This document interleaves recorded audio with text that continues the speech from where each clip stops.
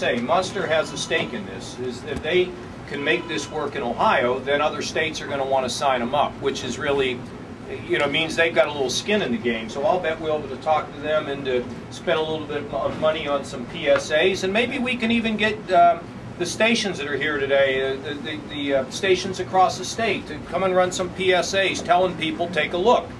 Now, of course, getting this started doesn't mean it all happens, so we're going to have to make sure between Mark and Michael that we have somebody who's a point person that keeps pushing this stuff out. I think we can make some real progress. Michael Duffy, our state representative, is here also. Let him have a few words.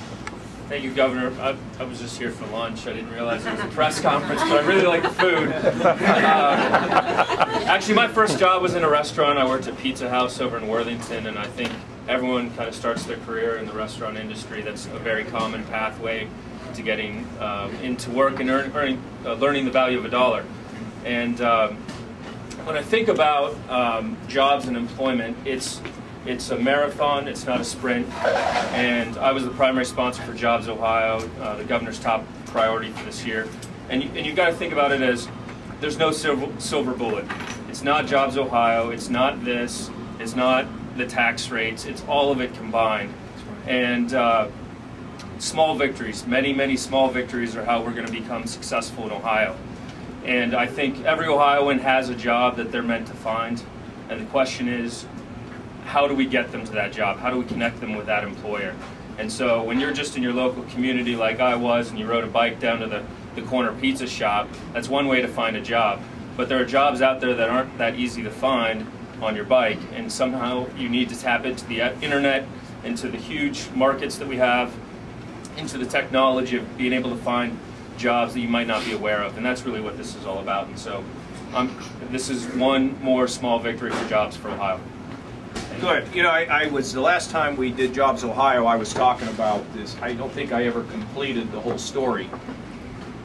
I met Michael Duffy back many years ago when I had befriended this family, and so my wife as well, these two young boys who had a very serious illness, and both of them ended up dying, as did the father of a massive coronary a little while later, and the mother of the same disease the boys had. 4 people gone. Now I have a little goddaughter who was adopted. Well, taking care and helping these little boys was Michael Duffy. And at the time, it was little Bobby Krensky who coined the phrase that, John Kasich's just a kid in a congressman's body. And Michael spent a lot of time with these boys, and we got a chance to interact. And I came to find out later that Michael said he wanted to go into politics because of the chance meetings that we had at the Krensky home. So to complete that story, it's a beautiful little story about a family that went through, well, what can you say?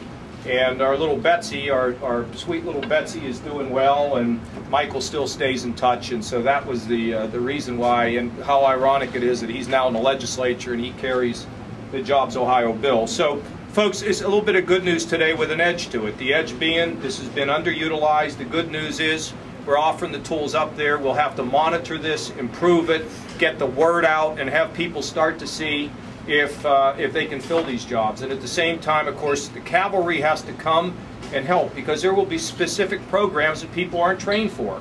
So we're going to have to get our universities and technical schools and community colleges ready to train people, and perhaps these vouchers will help. We've got to go at it 360, and that's exactly what we intend to do.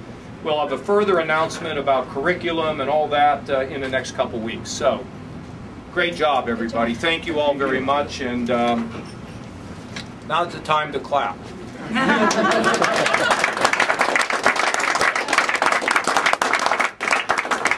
So I guess we could take a few questions right here. Does the state make some kind of bulk payment to Monster? No, I don't know how that payment works. We are going to use this. We've established an annual contract, a 5-year agreement. We're entering into year 4 of the agreement at this time, and it's renewed on the fiscal year. Can you tell us approximately how much does the state pay Monster? Sure. Yeah, sure. Approximately $2.5 million a year. And we're in year 4. Just starting year 4. Okay, and each year is $2.5 million. Yes. And Governor, you said one thing that what is the difference here? It's when you get industry and government and education all collaborating together that you can produce a high-performing economy. And I think that's what's different here as I think back on that question you asked me that time. Yeah, sure, Michael, here. Thank you. In the funding, one thing that needs to be made clear is the federal government picks up 100% of the tab. So, you know, the $2.5 million. Well, let's have another program. I should raise my price. Is that right? This is a combination of workforce investment dollars and Wagner-Pfizer dollars. Another thing that was critical that Lee talked about is we didn't recreate the wheel here in Ohio. We didn't create a whole nother level of bureaucracy. You know, in this partnership, we're able to take existing technology that Monster has and then work with our team, and it avoids us having to create a whole infrastructure around this thing because Monster's already got it available. So just wanted to get those 2 points out. So when we're talking about 66,000 vacancies, does that refer to just the number of vacancies on Monster.com in the state of Ohio? Is that how we're counting that? We're talking about the number. You want to take No, that? Mark, use that. You have to use that. I actually just checked the numbers because it moves all over the place. So if you go to the site today and just click jobs, 70, just short of 74,000 will show up right now. That's on Monster.com in the state of Ohio. Right now. Oh, well, a half hour ago it was. It's on the internet in the state of Ohio. So the reason we use a slightly smaller number is there are some duplicates. So just as a rough number, we take 80% of the number when we talk publicly about how many jobs there are. So, I mean, it's not precise, but that's just the math we put against it. So it's just short of 74,000 an hour ago. The other interesting thing about that, of course, is we only have 1% of the companies posting the job openings on the site. So this is what we know about. Think about if the rest of the companies were posting on Monster. So it's probably significantly more than that, Joe, if you think about it. I mean, if 1% is posting, say, 60,000, say it's 50,000. I mean, if I came into this restaurant today and said, I've got good news, I'm just bringing a company to Ohio and it's going to create 50,000 jobs, even you would clap, okay? So, you know, the bottom line is that this is a real opportunity, and getting more companies up on this. That's why NFIB is so important. Who's here from NFIB?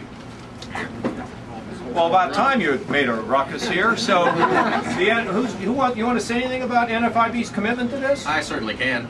Please do. Okay. Please tell us who you are. My name is Jacob Larger. I'm the Member Services Coordinator over at NFIB. You know, when we were approached by the Governor's office to get involved, we thought, you know, this is just another great asset, another great tool that NFIB can give to its members and businesses all across the state of Ohio to better facilitate the needs and their human resource needs, because, you know, one of the little known facts about the job market is that small business creates roughly 2 out of every 3 jobs in the state of Ohio and across the nation.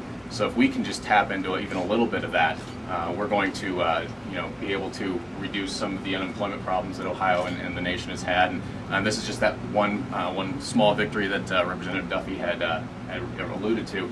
So that's sort of the motive behind why we got involved, and we would love to kind of give a little bit more to the business community and hopefully be able to give a little bit more to the unemployed Ohioans.